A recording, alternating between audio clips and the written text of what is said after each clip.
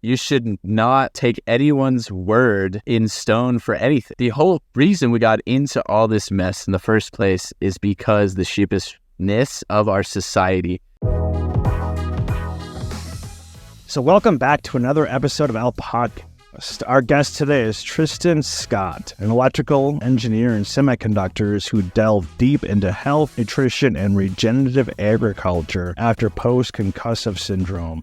He is also the author of the book Bitcoin and Beef, Criticisms, Similarities, and Why Decentralization Matters, and is the co-host of Decentralized Radio. Thank you so much, Tristan, for joining us at our podcast. Yeah, thanks for having me. Appreciate it. Let's start with your journey down the health and nutrition rabbit hole after several concussions from playing elite level soccer. Elite, yeah. College at least, but it was a rough bout. So yeah, I had a few concussions in my playing career, and then actually the last one I suffered was not from soccer, and that was really the problem because I actually didn't know that I sustained a concussion. Kind of lost consciousness and then hit my head and didn't know that. So I really just did nothing right in the subsequent 2 weeks after. If you know anything about concussions or injuries, the acute recovery phase is imperative for healing. I did all the wrong things. I went skiing like a few days after. I was studying for finals. That was miserable. And then I flew on a plane like a week later to go to Europe to go see my family and also ski. And yeah, that was just way too much. And even the subsequent month or two after, when I was still feeling bad, I was trying to exercise, I was drinking, things you do in college that are not conducive for healing concussion. And then, yeah, I didn't get better, no surprise. And 3-4 months later of daily headaches, extreme irritability, sensitive to light, sound, kind of classic concussion symptoms, I finally got an appointment with a neurologist and was really excited for him to tell me that he thought I had a concussion because, once you figure out the problem, you can figure out the solution. But then I went from a high to a low very quickly when he told me to just, quote unquote, take it easy and try and get back into my normal routine, which is kind of what I had been already doing for the past 3 months. It wasn't working at all. So it's really a dark place for me after that. And yeah, after my college semester finished up, I was in Oregon for an internship and got reconnected with nature in the outdoors, hiking, camping, and I felt a lot better in nature when I wasn't working or wasn't in a city. It just felt better. Symptoms kind of went away. That made me motivated. I then started like a meditation practice, which made me even more motivated to find out some solutions on my own. Also a really stubborn person because I was like, how could I just go from being a really high functioning individual, engineering student, college athlete, doing a ton, to just not being able to exercise at all, barely being able to get through my coursework. So I just wasn't having that was like the new normal for me. And I was like, if I could get 10, 20, 30% better, it would make leaps and bounds of a difference in my life. So I just listened to one podcast or read one book, and then I was like, I'm hooked on trying to figure out this issue. So after that, I just began consuming as much as I could in that space and trying different lifestyle habits, different diet, different supplements, and ultimately that helped me a lot. So that was kind of end of 2018.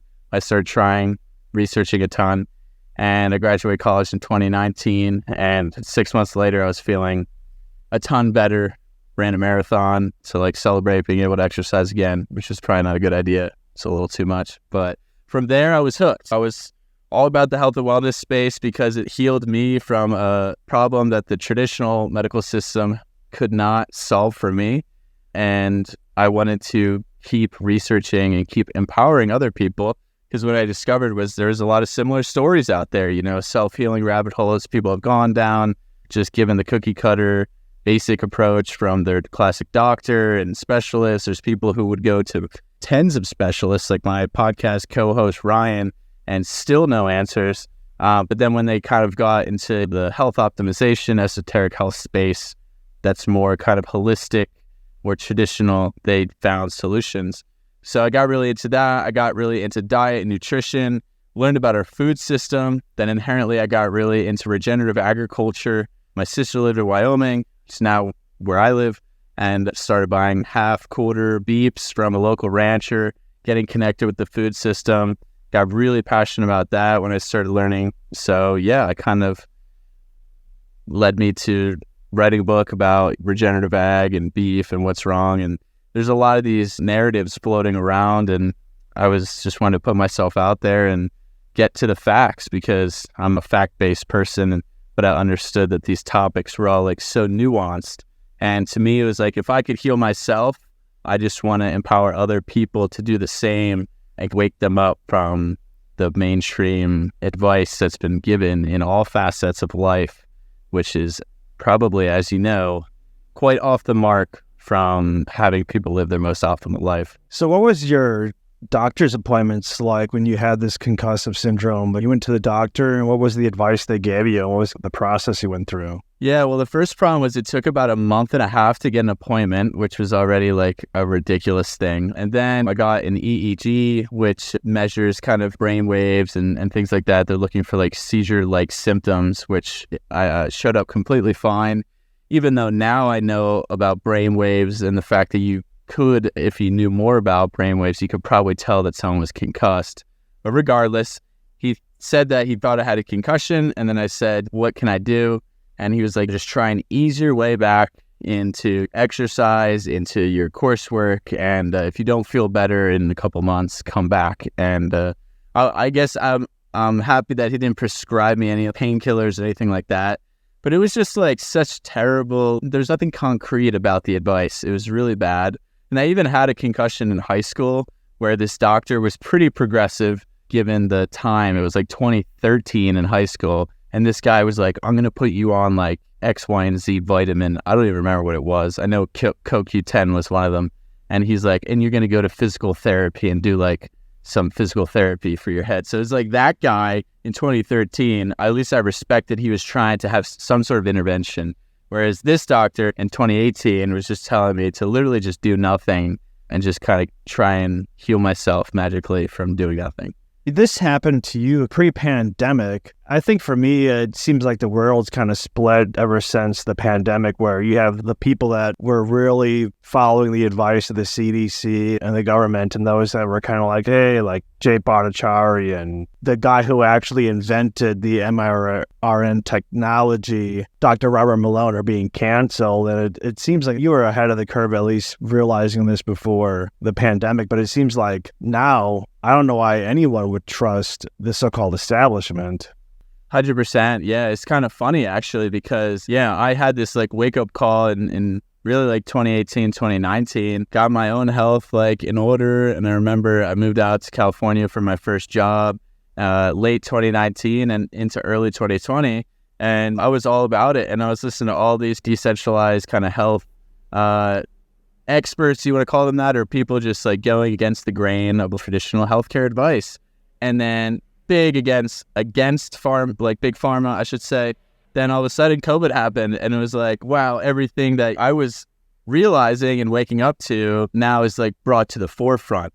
And it was hilarious for me to see how many people kind of just like flipped back over. Because even in 2019 and years prior, if you remember, like people were starting to, even on the left, were starting to dig into like big pharmaceutical companies for price gouging on medicines, insulin, what have you. And then all of a sudden, all this trust just came back out of nowhere for the greater good. But yeah, for me, it kind of just solidified my ideology, my perspective, who I want to be around and what do I want to learn about. And if you've read my book, I go into just like the pure factual data that you can't debate about all these big companies, big pharmaceutical companies, big agriculture, big banks, how many fines they've paid, how many violations they paid, subsidies received. We're talking billions on billions of dollars from these companies that are just breaking the law at will and really just getting like a slap on the wrist. So that showed me even further that the whole centralized system is extremely corrupt and not at all working for the individual in society. So we have Tristan Scott here, author of Bitcoin and Beef. And let's just start with the beef side of things. Why is beef healing when you have these concussive protocols and you've learned all this stuff going down this rabbit hole? What is it about beef? Yeah, I chose beef because it was something that was being demonized in the mainstream media. And it's not like, beef is the ultimate food. There's a lot of really nutrient-dense foods out there, but I wanted to bring it down to what's the most thought of red meat, and that's what's being demonized. I personally think from a nutrition perspective that animal foods are above and beyond the most nutrient-dense foods on the planet. And if you actually know anything about nutrition, about bioavailability of nutrients, it's undebatable. And I write about that in the book, and that includes beef.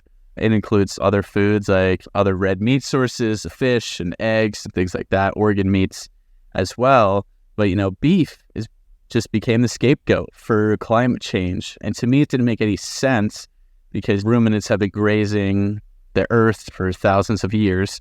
That's why I chose beef and wrote about it. But for me, it became the center of my diet when I was healing, right? Like a high protein, a high nutrient density diet.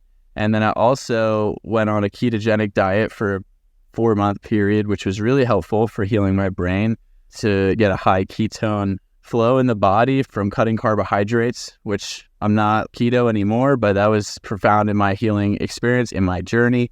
And I was eating a ton of meat, a ton of beef, and I was sourcing that meat from a local rancher that I personally knew. I met, I saw the cattle, I saw what they were doing, which to me is huge because there's a spectrum of quality in the meat industry, and you can't verify that quality if you just go to the grocery store. And again, there's nuance in all these topics. I'm not a fan of industrial feedlot beef at all. There's 4 companies that control 80% of the global beef supply. That's ridiculous. It's more top heavy than any other industry.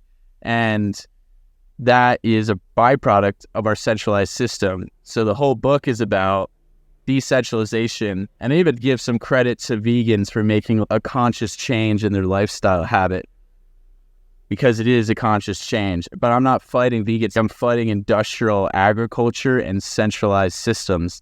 If you want to buy all your produce locally and be a very decentralized vegetarian or vegan, by all means, that's awesome. But I still think you're going to be lacking in some nutrients. But at the end of the day, the argument is not of diet wars. It's really of the system and bringing it back to local high quality, because that's the only way you can control the quality is if it's local and decentralized. But beef, animal foods were imperative in my healing journey, and they're imperative in my daily lifestyle still today. And I've never felt better than I have here now, going on 5.5 years post-injury. Where do you think this whole vegan push has come from? You have Bill Gates, who's buying up all his farmland and invested in numerous kind of fake meat products, and there's so much more profit to be made in these fake meats than there is in actual meat. And it's interesting because when I talk to vegans or vegetarians, I don't like the word plant-based diet because I think it's a little bit too positive. It's really not that healthy. But when you talk to these vegans, they act as if they're not eating processed food, but then it's like they're eating fake beef they're eating fake bacon. Like, I'm having a BLT. It's like, okay, so you're having this processed fake meat, and all the food that they're eating is highly processed. So they're eating more processed food than if they were just to be eating meat and just being a traditional omnivore. Yeah, 100%. And that you nailed it right there, because it's just a facade, really, because it's not healthier, especially because of the majority of vegans or vegetarians eating more processed foods inherently. That's why I said, if you got a vegetarian who is only eating like real 1-ingredient produce, sure, by all means, go for it. That's better. But why is this occurring? Yeah, profitization. When you take a product and process it further, you're creating more value add. You use cheap subsidized ingredients like canola, corn, soy. It's all artificially low in price because of the subsidies, the billions of dollars of subsidies that our government hands out as a result of poor management of our farming system, of our ag system in the 20th century, and government interventionist policy. Now they have to make more money. And this is where Bitcoin and the monetary system comes into play. When we're on a fully fiat monetary system and you want to be a successful company, you have to keep growing. You have to keep coming up with new products, with new stuff to push, better margins, lower costs, or guess what? No investor is going to keep funneling money your way. And why have we seen all these companies pop up in the past few years? Because they're all on zero interest loans from 2012 to 2020, 2022, actually, until they started hiking interest rates recently. It was like free money for anyone. And how can Oatly spend $100 million on marketing a year and even exist? Well, they don't make any money, but they still exist because of that zero interest loans. But we see this now with Beyond Meat, Impossible, whatever burgers. They're failing because the market is rejecting them. They taste like crap. They're not good for you. The only people who are buying this are just like been psyoped into the fact that they're doing better by the planet, which is a total fallacy. And it's people like Bill Gates, as you said, who are just moving this message forward with their massive influence. And if you know anything about Bill Gates, yeah, he's buying up farmland probably just to get more carbon credits as part of this whole ESG movement. And if you really want to get scared of what he's doing, you can go look into his investments in like seed banks and what he's invested in Africa to just fuel more industrial agriculture forward. And yeah, it's really infuriating when if you just step back from everything, think logically, whole, one ingredient foods raised from the land in a biodiverse system, not monocrop, one crop for thousands of acres sprayed with glyphosate, a known carcinogen, is better for our health, better for the health of the planet. And if we keep it locally, it's better for the local economy. It's really sad, and I think it's a byproduct of a broken monetary system at the highest level. What was the biggest thing you learned when you're researching this book related to beef or meat that you were surprised about? Just the centralization and the money going into subsidies, really. So like I said, there's 4 companies, JBS, Cargill, Tyson, National Beef. They're controlling 80% of the beef supply. And we are shipping so much U.S. meat overseas to Korea, China, Taiwan, and we're importing so much beef from Canada, Mexico, but then also Australia, New Zealand, Uruguay, Argentina, Brazil. Why are we doing that? Because these companies are multinational. They're global conglomerates that control the entire supply chain. The labeling by the USDA is not strict at all. They could have an animal raised in Argentina and then repackage it in a plant in the U.S. and call it U.S. beef. And most of the stores that carry grass-fed beef, unless it says born, harvested, and raised in the USA, it is not from America. And talk about a waste of energy, shipping all this back and forth. Talk about breaks in our supply chain. What happens when all the cargo ships are waiting to dock outside LA? Oh, we found out in COVID, right? The grocery store shelves are empty. Oh, well, what are you going to do? You don't have anything to eat after 2 days. That's the whole problem. And it's really scary from a food security perspective. But then, of course, the quality is just such a big question mark. So for me, that was the biggest eye-opener. And the amount that these companies pay in marketing and how much control they have over the USDA and the processing facilities being such a bottleneck and how much regulation is in there. Yeah, it was fascinating to me and really makes you value your local food producers at the highest level and just want to know, like, I want to go there and see what they're doing. And on the positive note, however, I will say the book is not all negative, is that the way you raise your animals dictates how nutrient dense it is and how effective it is at restoring the health of the environment, the soil health. And if you care about carbon, sequestering carbon from the atmosphere, putting it in the ground. And that to me is the real magic. And that's done through the proper management of ruminant animals and livestock. In your book, you talked about life expectancy is not a very good measure to evaluate how successful you are in terms of how healthy you are. I lived in South Korea. I taught English there, and everyone knows the Korean barbecue. They eat a bunch of beef. They all smoke, and they're all pretty much alcoholics. They also work insane amount of hours. When I taught English there, the kids still went to school every other Saturday. Can you imagine American kids going to school on a weekend? I mean, these people would riot. But they, of course, have a higher life expectancy than people in the U.S. And again, doing it according to the the mainstream people, they're doing everything wrong. They're eating a bunch of beef, they're smoking, they're drinking like fish, and they're working and they have high stress, yet they live longer. Can you talk about in your book where you talk about life expectancy and maybe it's not the best barometer and how the number is fairly evasive in terms, or maybe not evasive is the word, but it's fairly distorted in how they actually use that number?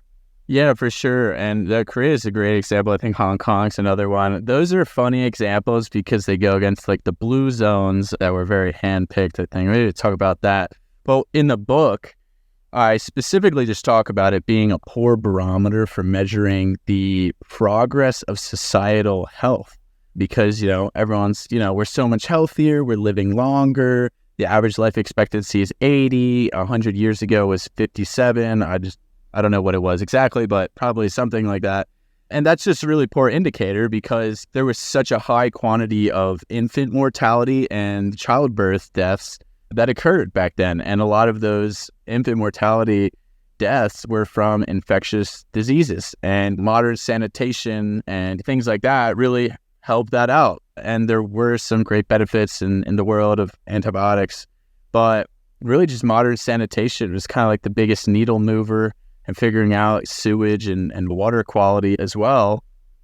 Not that our tap water quality is any good nowadays, but it's at least not killing people. But at the same time, when you have a family of 4 and one of your kids dies at 8 because of diphtheria, the average life expectancy of your family, even if everyone lives to 80, is going to be a lot lower, everyone else. So it's a distorted thought that we're living longer because we're really not. There's plenty of people back then living into their 80s, 90s, but the average was just so skewed. And then military conflict, world wars, there's a lot more battles in that regard that took a large percentage of the male population, at least a higher percentage than now, because a lot of the wars are very technically not like guerrilla warfare style anymore.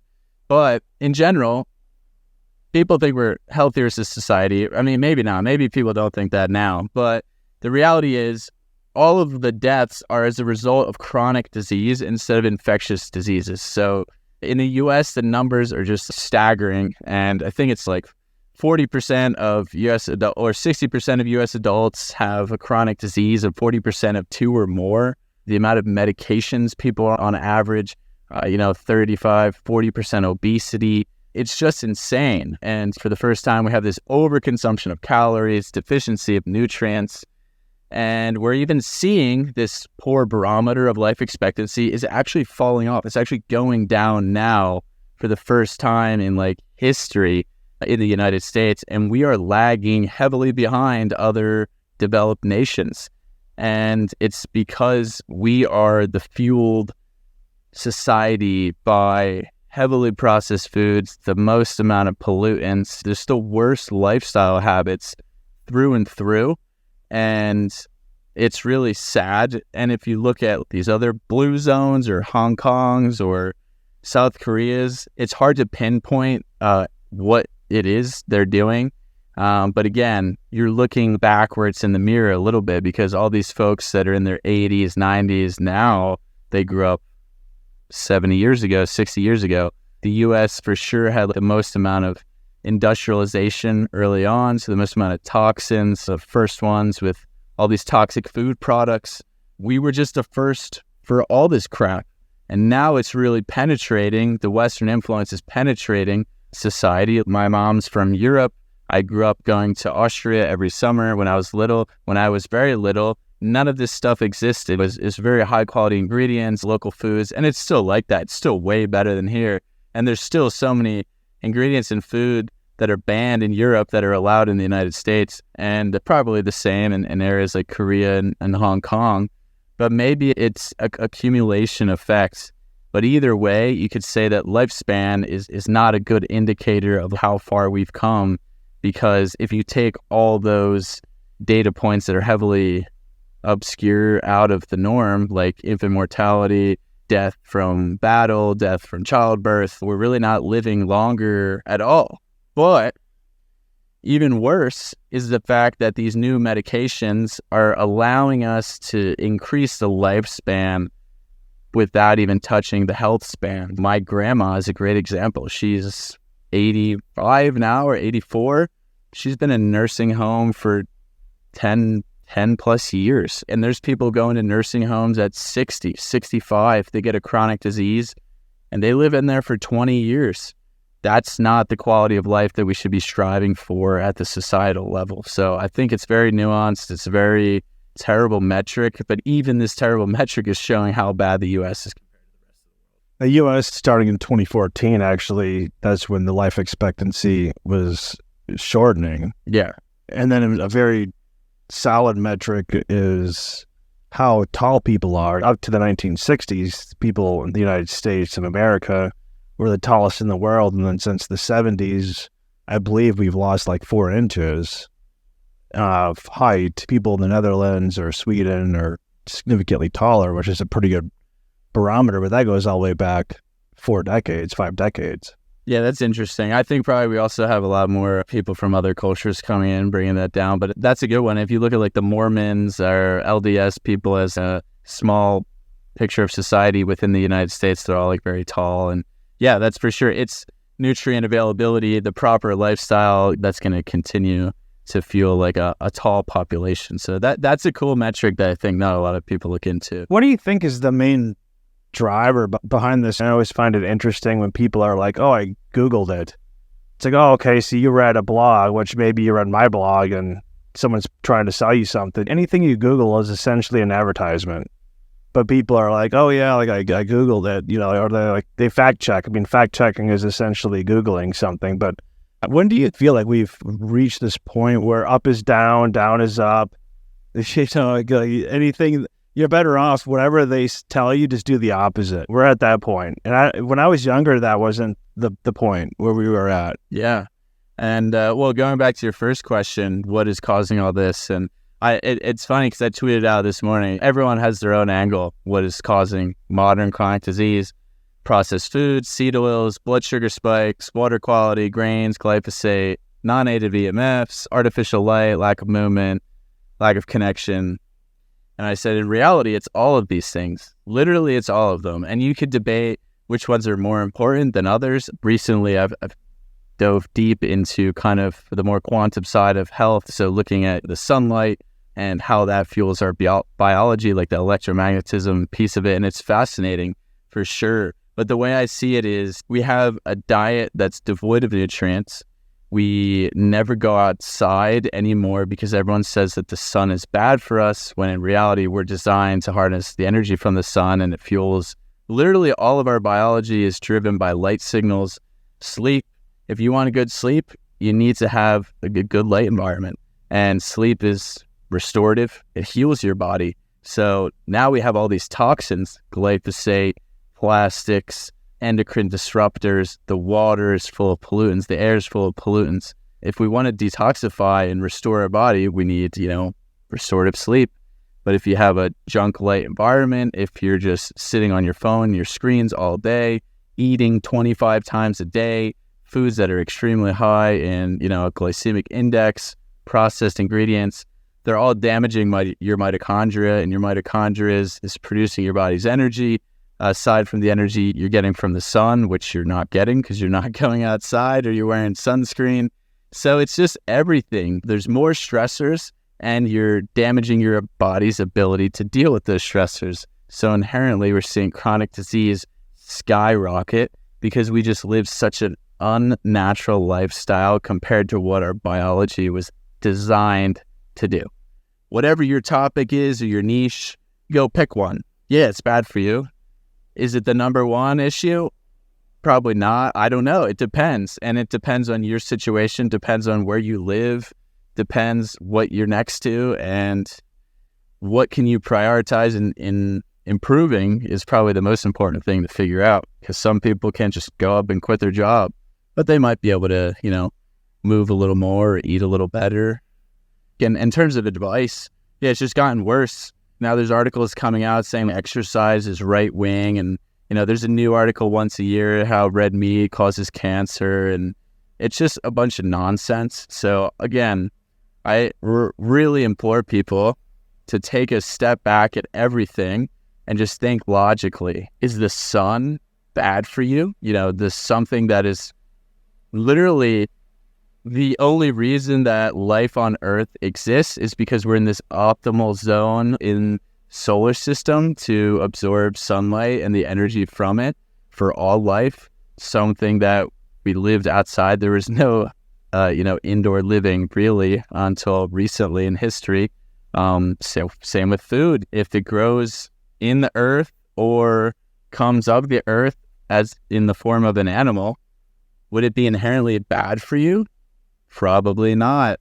So maybe you want to start thinking about things like in that context. And does it make sense if you're putting something on your skin that has 200 chemicals in the ingredient list? Do you think that's good for you? Would you eat it? If you wouldn't eat it, why are you putting it on your skin? So how old are you? Me, I'm 27. Do you think that a lot of 27-year-olds think the way you do? Or do you think you're in the minority of 27-year-olds in terms of like global warming and these concepts of beef and whatnot, and the healthcare system, etc.? I don't think I could be more different from the average 27-year-old, to be honest, which is really sad. Yeah, the young population might even be more captured. I think there's a shift happening now. Again, I think COVID woke a lot of people up. I think there's some positive trends going on. I have some friends that I grew up with that ask me questions online, and I've met on Twitter some great people in this space that are also my age. And yeah, there's a lot of folks that are into Bitcoin or into the esoteric health space and trying to bridge these communities together in the love for decentralization and personal individual sovereignty to live the most optimal life. And most of my friends, most of the people I hang out with on a daily basis or talk to, yeah, they're all probably 5-10 years older than me on average. But it's cool for me because I've been going at this for 5 years on this journey, so I've learned a ton. And when I meet someone younger than me and I see how they've become empowered at an even younger age, it's really inspiring, because I think the average 18 to 25-year-old is really in a dark place right now, and it's terrifying because this is the next generation, right?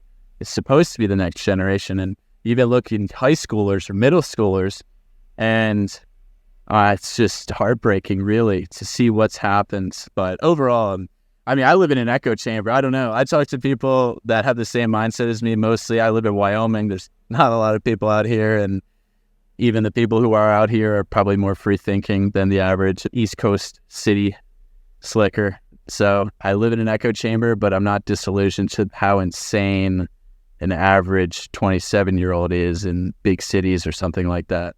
They're all just focused on, barstool sports or whatever 27-year-olds do. Yeah, it's probably true. You're more focused on chasing women if you're a guy, and the opposite. No, who knows nowadays, but I mean, that was used to what you do. So just kind of switching, I mean, let's just kind of go back to the title, Bitcoin and Beef, Criticisms, Similarities, and Why Decentralization Matters. How are you comparing Bitcoin to beef in this book? Yeah, comparing them because they have similar criticisms. Bad for the environment. Bitcoin consumes, more energy than a European country, and Elizabeth Warren set up a task force to destroy Bitcoin because it's wasting all the energy in the world and can consume all the world's energy by next year. Or Thunberg is saying that if we have one more power plant, we're really not going to make it to 2030 or something like that.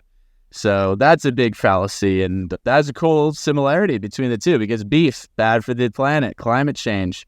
Guess what? There's nuance in there, because regenerative agriculture, regenerative raising of livestock can actually sequester carbon. And if you raise them the right way, they will emit less carbon, because if you feed them all grass, they won't have this enteric fermentation of the grains, which is really an unnatural product, so it'll be less, and can have a net negative carbon burger if you treat them right with the soil health, as the White Oak Pastures does in Bluffton, Georgia. And then Bitcoin mining. Wow, what a technical topic. Can't believe the New York Times journalist got it wrong, right? You need to understand the dynamics of the electrical grid, which is a joke, and state-by-state variance. So if you don't know about that, or you don't know how Bitcoin actually works, you're probably not going to have a good perspective on whether it's bad for the environment or not. But in reality, it's one of the most flexible consumers, the most flexible consumer of energy that has ever existed. Yes, it does require a lot of energy, but that's why it's decentralized, because that's the proof of work that goes into the Bitcoin network. Otherwise, it would just be another centralized system that anybody could take advantage of and change the fundamentals, such as the supply, ruining the program's scarcity. But if you know anything about energy production, you know how much energy is wasted, whether it be via transmission, just grid dynamics, and you know it's a very fickle process to keep the grid at 60 hertz. And there's demand response is imperative in times where there's high supply or low supply for high demand times in the summer or the winter when people are cranking the AC or the heat. And Bitcoin miners have proved to be very helpful in that regard, going offline. Texas grid, winter storm last December. There's recent, right now actually, I think there's a lot of Bitcoin miners going offline in Texas as well, due to just high demand period for high temperatures and little winds coming in. Tragic that renewable energy sources are very variable and they're not consistent. So you're actually adding more fragility to the grid, and Bitcoin miners help smooth that demand response. So again, there's a similarity, right? There's highly nuanced, highly technical topics. Why would I expect the average person to ever dive deep, or, a journalist to ever really go and do their homework, which is completely against their agenda, and it's not going to happen. So you have to go do that yourself. And that's why I wrote this book, because it's fascinating. But what it all comes back to is the money, right? And I said that earlier, like when you have a broken monetary system, all companies in any industry, tech, food, cosmetics, apparel, all they need to do, they need to keep growing. Because if they don't keep growing, they're just going to fall behind. Inflation's 2% on average since 1970 or whatever. Yeah, no, not really. It's probably like 5 to 6%. And we had 10% inflation a year and a half ago, which was probably like 20% inflation. And everything's doubled in price. So how are companies going to keep ahead of that? They have to just keep growing their top line. We have to keep growing our GDP, or else the whole fiat monetary system collapses. And the only way you do that is by selling more shit, selling more stuff, making more profit. So you have to lower costs and you have to come up with new ideas. And that's where we're getting all this manipulation of food products. Now it's like lab-grown meat, Let's build factories because that creates economic growth. And then we'll sell lab meat because there's higher profit margins, because when you streamline something, you can just crank them out. And nature doesn't work like that. Nature is truly decentralized. So the proof of work comes in when the cow is grazing the land and absorbing those nutrients from the forage, which they're getting that from the soil, and that is being translated to you only after that proof of work has been put in a certain amount of time. And you can't just shortcut that, or else you're shortcutting quality. And we see that with feedlot beef, and they're injecting meat with, just fillers and liquids to puff it up. And it's a real tragedy, but that's what happens when you have broken money. There's no incentivizing doing things the right way, because the incentives are all misaligned through subsidies and things like that. So there's so much similarity, but really it's the foundational mindset of Bitcoiners and people who are into health, people who are into regenerative agriculture, ranchers, producers. We're all tired of this. We're tired of outsourcing the quality of our lives to these centralized systems that are wronging us. We want to be in the driver's seat. I know I did. I had a concussion, took away all of my ability to live the life I wanted to live, and I never wanted that to happen ever again. So now I'm so passionate about being in the driver's seat of my life. I'm the owner of my health. So I'm now outside of the system. I don't need to go to the doctor every 6 months, 12 months. I mean, I'm 27. Like, you don't need to go to the doctor. You don't need to pay out the woo-ha for health insurance or medications or visits that they're not even going to help me out. For emergencies, yeah, if I broke my arm or something, that's a different story. And then the financial system. The banks are failing because people have figured out that banks lend out $10 to every $1 they hold. Things are getting ugly. So people are looking to alternatives, and Bitcoin is the best form of money that's ever been created because it's the only one with true fundamental scarcity that can never be altered. Yeah, you mentioned Warren Buffett in your book, and I always find it interesting because we've been in the Bitcoin space for quite a while, but I find it interesting when the average person somehow thinks that they're smarter than Warren Buffett. He, of course, called it rat poison, but his, of course, premise is that it's a non-producing asset. There's no dividends. It doesn't actually do anything. It doesn't produce anything. It's not real estate where you have rent. It's not land where you can maybe grow beef or crops. Is every Bitcoiner smarter than Warren Buffett? Warren Buffett, the greatest investor, and if it wasn't for the fact that he donated the vast majority of his wealth to the Bill and Melinda Gates Foundation, which of course I think maybe shows you what kind of person he is, he probably would still be the richest person in the world if he didn't give away $50 billion of his wealth going back over a decade. And he would far surpass Elon Musk or any of these people based on $50 billion that he's given away over well over a decade. Yeah, I mean, what's one of Warren Buffett's biggest characteristics that has done him well? It's low time preference, right? It's compound interest over a long period of time. It took him decades to really make his wealth what it was, partially. And, that's a fundamental thing that Bitcoiners embody, right? Is low time preference.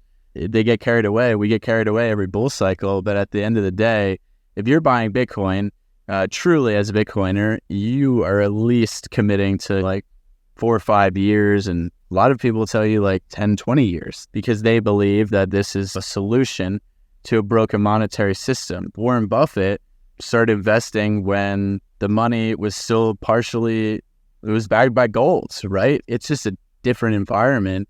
And he's made his wealth. There's not really any upside for him to just promote Bitcoin.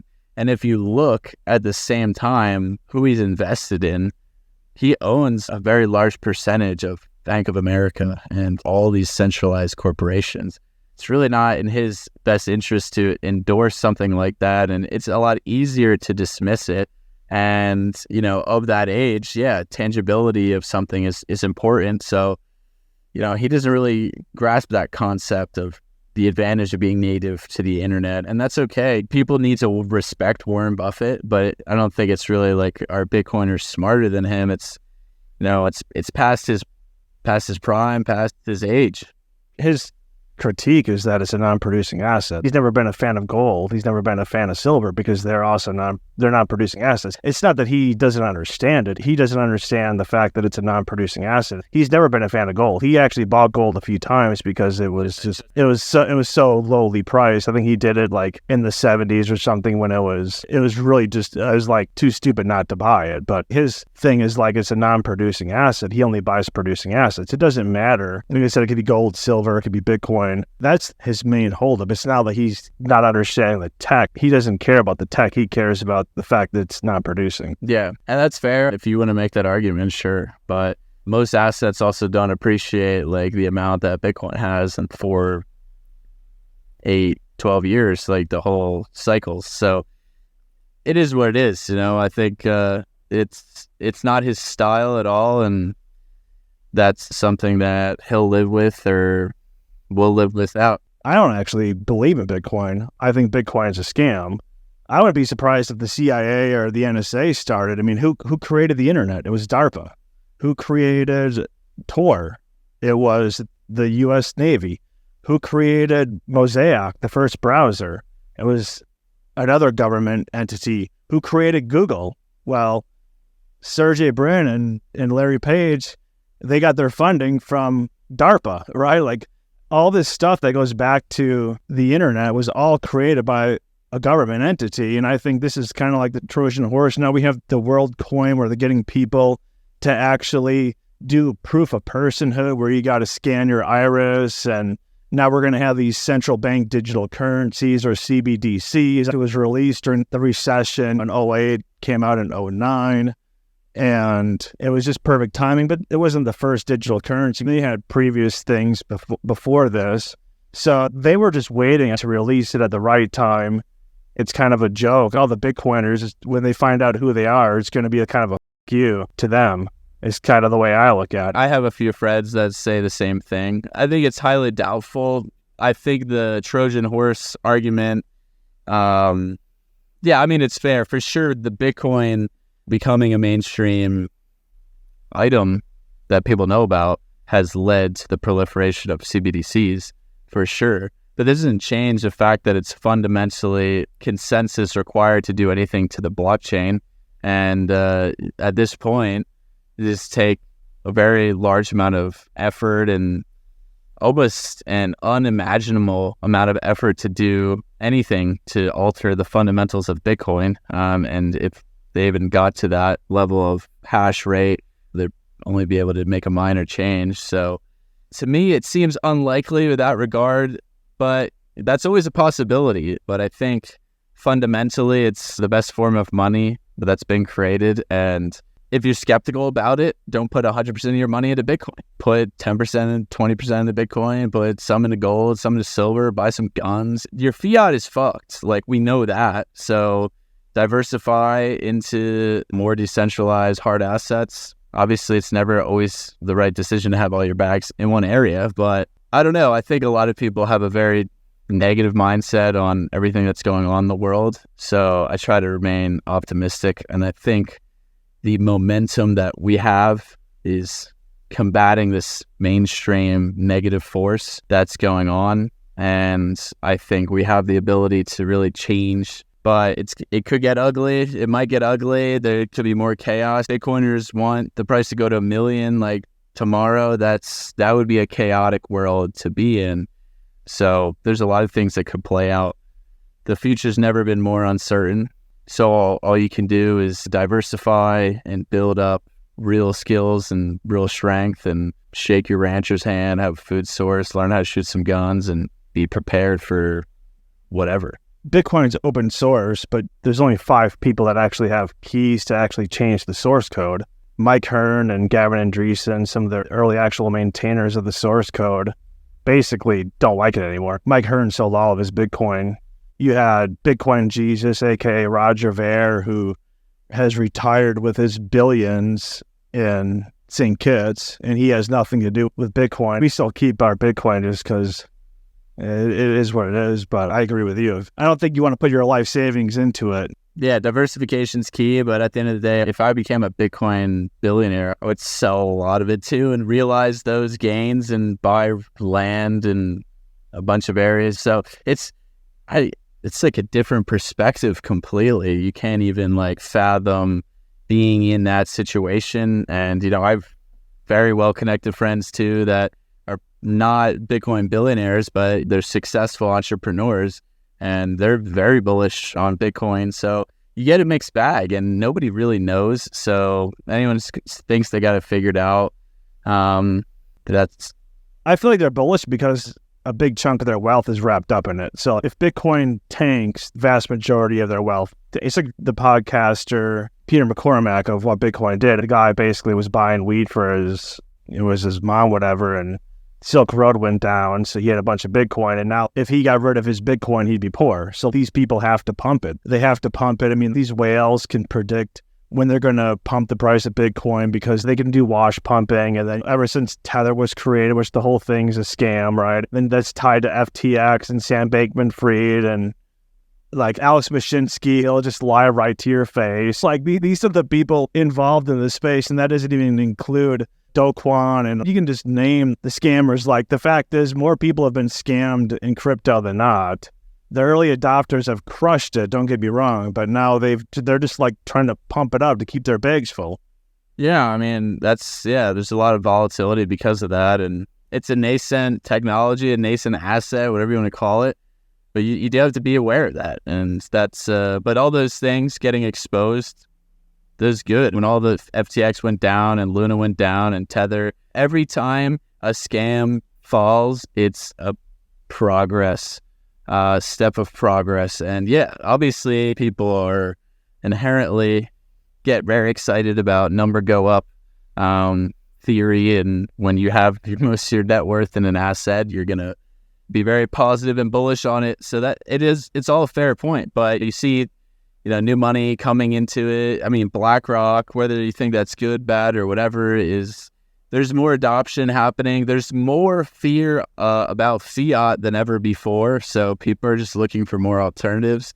And then Bitcoin is one of them that they can be in control of. At least they could be holding their keys and not have to worry about their bank going under and being totally screwed. So in that regard, that's an advantage. But yeah, I mean, look, I'm not here to pitch Bitcoin. I love Bitcoin. I love the decentralized aspect of it, but that's an individual decision. And that's what I was talking about with health too. It's up to you. It's your life. I don't give a shit about what you do. I just want you to know what's going on. I want the average person to be aware of the corruption in the centralized system. If you want to put in the proof of work, then do it. But it's not my job to worry about the lives of other men and other people. It's my job to help you at least become aware of these topics. There's so many problems with the Bitcoin space, with the health space, because the sheep mentality just follows there too. Oh, I'm just going to buy Bitcoin because this guy did. Or I'm just going to go carnivore because that's what a lot of people are doing. And that person was just vegan for the last 5 years before that. Like, no, you are the problem. Your mindset is the issue. You can't make a decision for yourself. You got to go and do the research yourself. You got to put in the work and understand what's best for you in your situation right now, and then execute on that. So that's my message. You're entitled to do whatever you want in your life. I just want people to be aware of the crazy atrocities that are going on in these systems and to wake up and be empowered to make their own decisions. To me personally, I just think the pandemic was kind of this tipping point, right? Like, everything became exposed after the pandemic. The CDC, all these other government institutions are full of shit. I used to be a huge crypto Bitcoin fan, and people always say do your own research, but it's like, what do? You go on to YouTube and you watch, like, say, Coin Bureau, which is owned by a former Wall Street hedge fund. So these people are just pumping their own shit anyways. Or what is it, BitBobby or whatever, the guy that's been suing everyone for talking shit about him. There's so much crap going on in the YouTube. You have the all these finfluencers. You got like Robert Kiyosaki, aka Rich Dad Poor Dad. He filed bankruptcy after the recession because most of his money was tied up in real estate, and he's talking shit about Warren Buffett. Like, okay, I'm gonna believe Robert Kiyosaki over Warren Buffett. Like, fuck no. And that's kind of what's happened since the pandemic. Is this Pandora's box has opened, because no one knows what's true anymore. No one knows what's fake, and people are looking for a way out. I love the idea of Bitcoin because you're getting out of the centralized control. But then I see these people, it's like you replace one ruler with another ruler. You replace one king with another king. And when you look at the Gini coefficient, how centralized something is in terms of the wealth inequality in Bitcoin is massive. And people don't even know the true wealth inequality because these actual Bitcoin holders are just moving Bitcoin back and forth between their own wallets, and they have numerous wallets, and no one knows how. You might have a guy that actually controls the top 100 wallets and no one would ever know. Yeah, right. But you might think that's actually 100 different people. Like, obviously it's all in the blockchain. We know what's going on, but no one actually knows who controls that. Yeah, for sure. The wealth inequality is high, but it's also 14 years old. And every time an OG holder kind of cashes in, they're decreasing that wealth inequality. Every time an exchange that's doing some shady shit goes down, they are decreasing that wealth inequality. So it's just going to take time for that to probably be more normalized. But, if you bought in 2015 and you hold for 10, 15 years, you deserve to have that money if that's what you've gone through. But yeah, at the end of the day, doing your own research has become extremely challenging. Like you said, it's you could Google one thing and the way you type it in, and if you're using Google or DuckDuckGo or what have you, it's going to be tough. That's why I go and find people who have different perspectives and go talk to them. Where did you get your research from? What are you listening to? And just absorb as much as you can and do your best. And it's never going to be perfect. And everything is kind of smoke and mirrors with the Fed and what's going to happen. And yeah, you can't really know, but doing your own research and finding out about the history of companies like you're saying, or the internet funded by DARPA, that's all valuable information for you to, better make a decision. But it's freaking hard right now. And there's always that struggle. So, but most people aren't even doing that basic thing. And most people just want someone to tell them what to do. So that's the reality of the world. What does that mean going forward?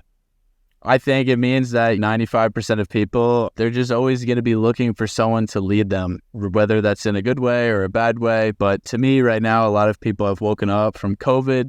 There's at least some pushback on government intervention, which is good. And you even see it in presidential candidates right now. It's, not that I love RFK, but the fact that he's even saying half the shit that he's saying is, to me, a good sign that people are tired of just being lied to from these centralized systems. And whether he even gets a sniff or what happens, I don't know. But it's at least showing somewhat of a changing of the tide. But at the end of the day, it goes back to the macro environment. What's going to happen right now? They're going to keep hiking interest rates. Probably a lot of companies are going to feel that. Real estate's going to feel that. Could get really ugly in the next 6 to 12 months. And then what are they going to do? Are they just going to turn on the money printer again? Or are they going to let an actual little recession play out and cleanse the over-leveraged companies as they should? But I wouldn't bank on that happening. And you can kind of position your strategy accordingly. But until that happens, we just don't know. And you could go get a passport in a third world country that you think is on the rise, or move somewhere else. There's a lot of options out there. Which ones are great? I don't know, but I'm bullish on places like Wyoming, where people value on average freedom much higher. There's less regulations at the state level. It doesn't mean it's impenetrable from federal regulations at all, but it's, to me at least, a better place to live in the short time being. But until we know what kind of happens the next 5 years, and maybe it takes 10, 15 years to even play out further. Like after the 70s happened, people were freaking out. It was the most volatile decade for inflation and interest rates, and then kind of just calmed down, in the 80s, 90s. But we're playing on a thinner sheet of ice every single time there's more government intervention in the monetary policy. So I find that that's just going to continue to accelerate, and we have to be ready for that. Yeah, the administrative state has taken too much power recently. The fact is, we don't live in a democracy. We live in a corporatocracy. We've probably lived in a corporatocracy for 4 decades. Yeah, that's what I say. People voting at the ballot box is like a fallacy of your power to society, your contribution. But your consumer purchasing power, I would argue, is far more impactful. So that's what I tell people. If you support your local producers, and food is the easiest way to support something that's more decentralized, right? We're talking on the computers and microphones and things like that. It's pretty hard to buy this kind of stuff from like a small company in your hometown. But your food, you buy, most often you spend a lot of your budget on. You probably should spend more. The average person probably should spend more. And you could actually control where that comes from, and you could support your local community, and you will pay more because food prices have been held so artificially low for so long, and they're indicative of this industrial system. But if you do that, you're improving your food security, and you're inherently having a small impact on the push towards a more decentralized society. You can try and just move the needle in that direction in as many facets of your life, and hope that more people get on board and this becomes a bigger movement at the higher level. But at the end of the day, there's always going to be 10 million people in LA, New York, that need food shipped in from wherever, and that's the reality of it. But you can control what's in your environment and what's in your sphere of influence. I found an interesting quote for your book that I liked. You write in your book, Bitcoin and Beef, Criticism, Similarities, and Why Decentralization Matters. If you pay $10 per pound for grass-fed beef or bison, that is 63 cents per ounce. A bag of chips like Doritos costs anywhere from 40 to 50 cents per ounce. Similar ballpark, and think of the nutrient quality difference. Better yet, what is the real cost of those food items when priced in long-term health outcomes? I got a master's in nutrition, and when I was going to school, people would always like, oh yeah, it's more expensive to eat healthy. And in fact, it's not, because when you actually just eliminate the crap food that you're spending money on, just buy food that's healthy, you're probably going to spend less. People would always be like, oh, like, how do you lose weight? It's like, oh, eat less, which means you generally spend less. But people don't like that answer because that makes them guilty of the reason that they're overweight. People can say calories in, calories out is oversimplified. Maybe it is when you still have macronutrients. But for the most part, 80% of calories in, calories out is pretty much what your shape's going to look like. People want to overcomplicate this stuff. They want to act as if they're victims, but like, oh, like we can't afford to eat healthy. Well, just eat less food, spend the money on quality food. Eat less vegetables because you're probably eating a bunch of pesticides and herbicides and other crap that's sprayed on the stuff, not to mention that entire plant's genetically modified. Yeah, all valid points. I mean, calories are a very simplified way but it doesn't even matter, because if you just eat real food, you'll inherently be more satiated. Like protein has a higher thermic effect and you'll just be full for longer. You won't want to snack on some bullshit processed foods. If you just eat real food, you're going to be fuller, you're going to be full of more nutrients, and yeah, you inherently will spend less money. How about cooking your own meals? How much does it cost to go out to eat? I mean, yeah, steak's so expensive. Yeah, it's $50 at a restaurant. You don't need to spend $50 on dinner. Like, you could buy 5 to 7 pounds of ground meat for that's really high quality, probably even more. Oh, what if you have even more low time preference? Buy a chest freezer and buy a quarter cow. You're getting stuff for $5, $6, $7 a pound, plus the steaks. And you learn how to cook roasts. They're actually delicious. Slow and easy wins the race. And bone broth, you get the bones, you get some fat, you cook with that. Be resourceful, but it takes too much time. What are you spending your time doing? I cook all my meals. I do like a whole bunch of shit. I still work out every day and sleep 8 hours, but that's because I prioritize these things. I don't have time for X is just a shitty way to say it's not a priority. And when you prioritize the things that have a high ROI on your own life, like being healthy, relationships, things that will provide you fulfillment, they're always worth it. But you got to get out of that negative feedback loop first. First step, I would say, is, try to eat some real food. Second step, cook 90% of your meals, or limit how often you go out to eat, maybe only when you travel. Because there's always going to be circumstances when you're traveling or someone's birthday or, well, I don't know, social things. But just shoot for something, because even if you don't achieve it, it'll be progress from where you are now. I work with a bison ranch. People are like, oh, bison, that's so expensive. Yeah, compared to like Walmart beef, it's like triple the price. But guess what? This is real 100% grass-fed bison from Wyoming, and it still comes out per ounce on par with a lot of processed foods. So maybe you just need to realign your priorities and realize that this is worth paying for. We used to spend like 20% of our budget on food, and now it's 10%. And most of that's on eating out or getting stuff delivered, not the actual food itself. So, do you think that's where people are just not able to take responsibility, or what's the reason? I read 150 books a year, and people are always like, oh, how do you read so many books? It's like, well, I just don't watch that much TV. Like, I cook my own food. I have a slow cooker. It's really not that hard. Like, I can read a book and cook at the same time. People try to act as if all this stuff is so challenging, but I mean, what were people doing before industrialization? People figured this shit out. It's not that hard. I love that saying. It's not that hard, people. Just do it. No, yeah, seriously. I think it's just sad. It's definitely a personal responsibility thing, but it comes from a young age. Do you know, I'm so grateful that my mom is from another country, because we grew up eating home-cooked meals. I was the only one of my friends that ate home-cooked meals like every single night. And even I would eat dinner with my family, and then sometimes I'd go get chicken wings with my friends afterwards. Like I would eat like 2 dinners just to be a part of the friend group. And that was foundational for me. And I had this high value towards quality foods towards home cooked meals. And that was installed in me. So in America, if you're a third generation American, that just wasn't there. That's been lost. That was lost in like the 20th century. And now it's convenience. It's so much easier to just go buy something from a fast food chain or from a pizza chain or something pre-made or like mac and cheese, like something that's really easy. And yeah, it works hard.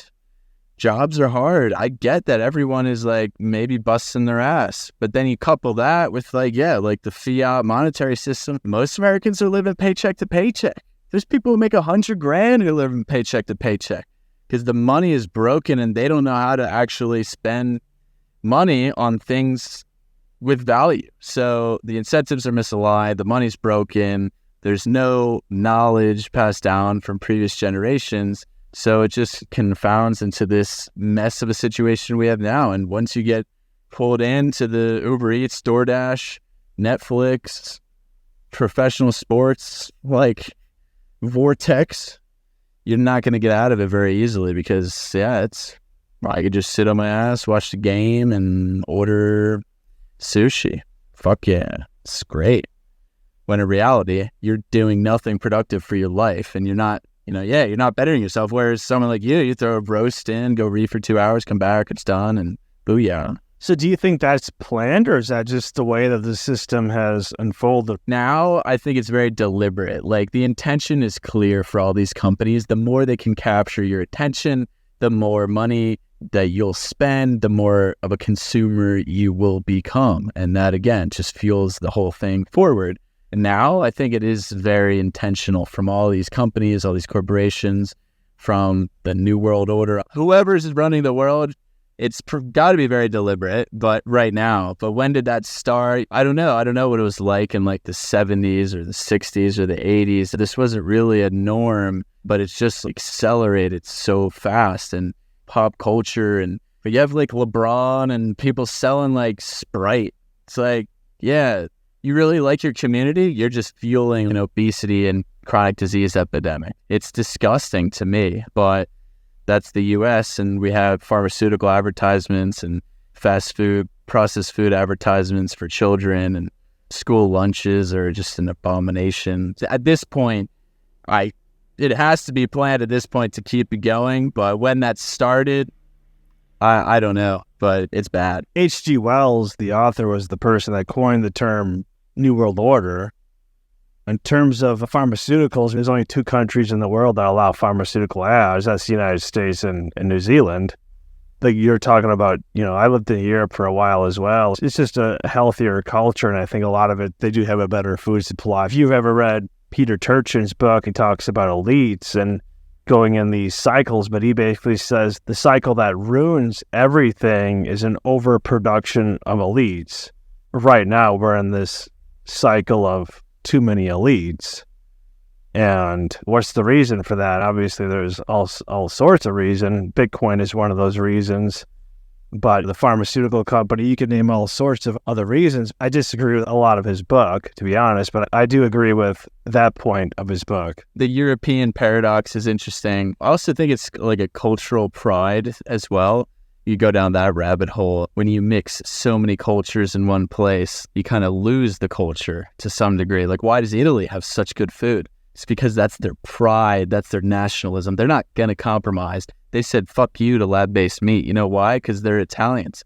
They love extra virgin olive oil of high quality. You go to other countries and it's the same thing. There's like a more cultural pride to food. They have stricter regulations because of that. They have their whole downside. Half those countries are just straight up socialists, but they're smaller. They can get away. Sweden can be socialist. There's 7 million people and they're all the exact same person. But even now they're having their own issues, right? But in the US, there's so many people, so many diverse backgrounds. The culture has been lost. And when you lose a cohesive binding force to your society, chaos is shortly to follow. And we've seen the degeneration of just all the social pressures because of that. Now it's all just an easy way for whoever's in charge to take advantage through these social movements that give people a sense of pride, a sense of this is what I'm standing for. There's no war. wars also give people like a sense of pride because people come together. There's no cohesion in this country at all. And that's one thing that I've noticed traveling a bunch to Europe that is, I think, indicative in the food supply, clearly. We're here with Tristan Scott, author of Bitcoin and Beef. As a 27-year-old, where do you see the U.S. headed the next, say, 5 or 10 years? That's a good question, man. I'm pretty optimistic that we can at least stall and maybe have a period of changing of the tides, but it'll probably get worse before it gets better in the next 5 years. It needs to. There's people who literally just don't do shit. Nobody wants to work. Somehow inflation's the highest it's been since the 70s. Nobody wants to work. Nobody wants to do hard labor. Everyone just wants to be a TikToker and just blog on the internet. And all they're getting paid is in affiliate marketing or for data with ads. It's just not sustainable. I hope it gets worse. I hope people get a wake-up call that we need more fundamentally sound jobs or people working, putting in things of value. And this woke mind virus has infected people. They're not doing stuff at their remote jobs at all. There's so much turnover at corporations. I still work for a big corporation, and the amount of turnover, people just jump from job to job, like year in, year out, and just play the game. And, to be honest, it's just like so counterproductive. And these companies, a lot of them could probably lay off half their employee force and be fine, or take a 10% hit for, a 40% slash of their payroll. But nobody will work at a local restaurant and try to do things of actual quality and use quality ingredients. I think it's going to get uglier before it gets better in the short term. But I'm hopeful in 5 to 10 years, people have a wake-up call. Maybe we'll demand more from, our politicians. I'm not saying that's for sure going to happen. So I'm just going to keep preparing myself to be better equipped to be even more outside of the system than I am now. And that's all I can do. I've read studies because everyone's like, oh, people don't want to work anymore. But then you read studies and it's like a lot of people that had 2 family incomes before the pandemic. After the pandemic, it's like, okay, I got a kid. I was working at serving food. And they basically realized that the amount of money that they were making to work that second job just went to daycare. So it's like, why would I go back into the workforce when I'm just spending all the money I'm making on daycare when I could just stay home and actually spend time with my child? And then, of course, the older people that were close to retirement age, some of them that were like, yeah, I don't necessarily know if I want to get the vaccine. I'll just retire because I'm retirement age.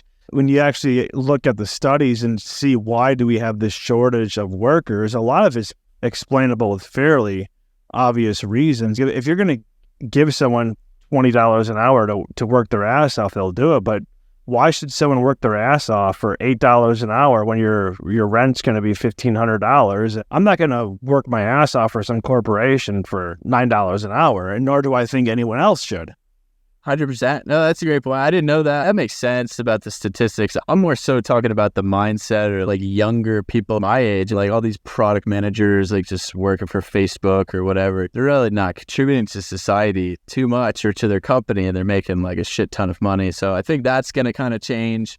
Yeah, the everyday, if you're a restaurant, you got to pay people more, and then you got to charge more. And that's just the reality of how it goes. It's probably worth it to pay your employees more, because then they'll stick around and they'll do a better job. You can't get away with just lowballing people left and right. If that's the case, then shit, power to all those people who stayed at home and what have you. My sister's in that boat right now. She just decided to go work for the daycare.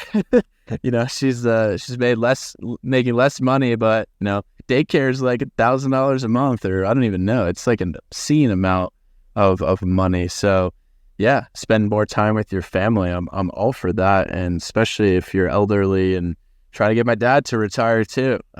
It's all your specific situation, but maybe we don't need 20 restaurants in like 4 blocks. Maybe we should need 3 good ones.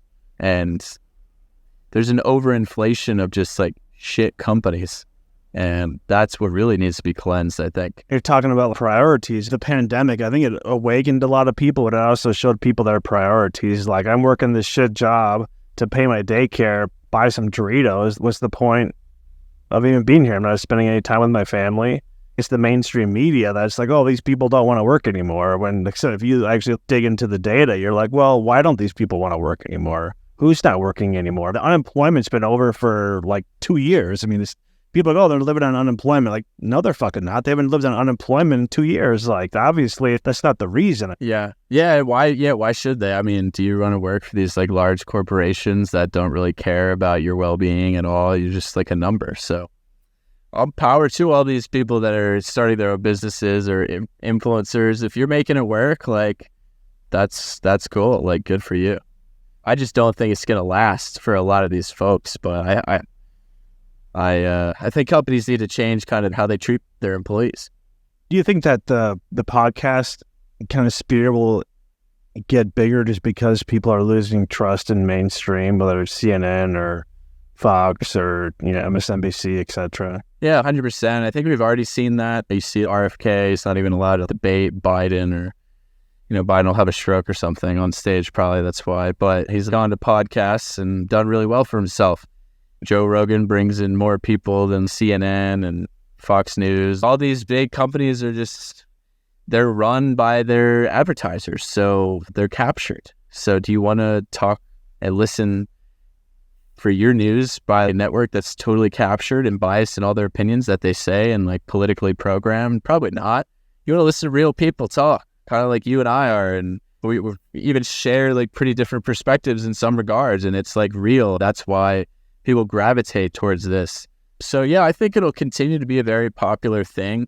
There's a lot of podcasts out there, so of course it can be overwhelming, but 98% of podcasts, I'm pretty sure, don't make it past like the first year or half the year. People will go on a show and talk about what they think's important just to do it. And it's my favorite way of engaging with folks. I love talking to people. It's way better than writing stuff online because the tone is better received. So yeah, podcasting 2.0, I know, or 3.0, I don't know. Adam Curry's trying to pioneer that with even more decentralized podcasting, with paying in Bitcoin and streaming for sats, which is cool. There's a kind of a shift going on right now in social media too. So you talk about YouTube, you got to be careful with what you say. So censorship is still real, but I think there's going to be more competition popping up. There already is with Noster and Rumble and other very right-wing areas like True Social. But it's kind of fun time to navigate this space, and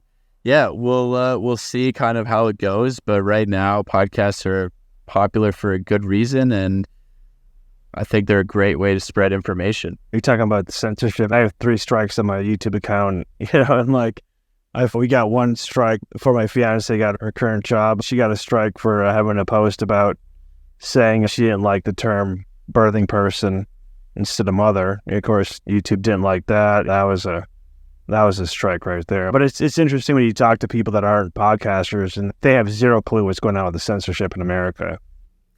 Yeah, I'm pretty aware. I'm actually launching a YouTube channel, or I guess you could call it a Rumble channel as well, very soon with my buddy here in Wyoming. More focused on just like outdoors things that we do, and we're going to be kind of like ourselves. So inherently, we'll probably get a couple strikes on YouTube, I'd imagine, in the near future. So we're going to see what Rumble's like, and it'll be fun. It's sad that all these companies are captured by the wokeism that is very pervasive in the liberal minds, but you can kind of just do your best, and the truth resonates at the end of the day. The truth will always find a way to come forward somehow. Just keep talking to people, and people will value what you have to say. Just 2 final questions. Where can people find you, get a hold of you? It's the easiest place to buy your book, Bitcoin and Beef. And then what is a closing thought for the viewing and listening audience? You can find me. I'm most active on Twitter at Bitcoin and _beef, AND_beef.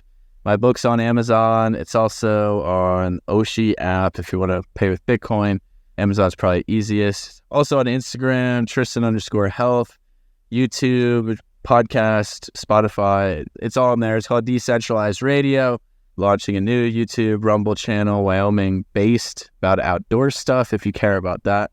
And closing thoughts. We talked a lot about a lot of great things. This was a great podcast, Jesse, so thanks for having me on. I love the fresh perspective and kind of the back and forth, especially on Bitcoin too, because again, you should not take anyone's word in stone for anything. Like, the whole reason we got into all this mess in the first place is because the sheepishness of our society. And it's okay to look for guidance and direction, but really just take the accountability, take the personal responsibility to want to live the most optimal life, because you can. And it's fucking amazing when you get to that point and when you see that progress, but you realize you're going to have to put in the work. But once you do, you realize it's like what Jesse said earlier, like it's really not that hard. And there's so many resources available to you. There's too many. So you're going to have to sift through a lot of bullshit. But again, consider all the perspectives and form your own conclusion, and then just try things out. At the end of the day, just try stuff. You're not going to know what something's like unless you kind of physically learn about it. And that's what I've realized, at least for me. I'm a very do-it physical learner. I've tried some things that didn't work out. I've tried a bunch of other things that have, and that's life.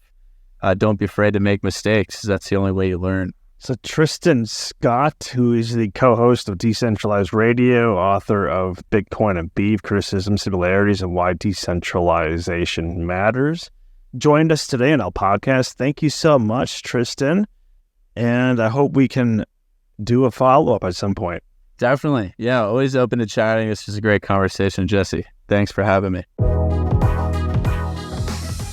My dear friends, that is it for this episode of El Podcast. Once again, if you're not yet subscribed, please subscribe on YouTube as well as Rumble. You can also find us on Spotify and Apple Podcasts or wherever you get your podcasts from. We thank you all from the bottom of our hearts for watching and listening, and we will see you on the next episode.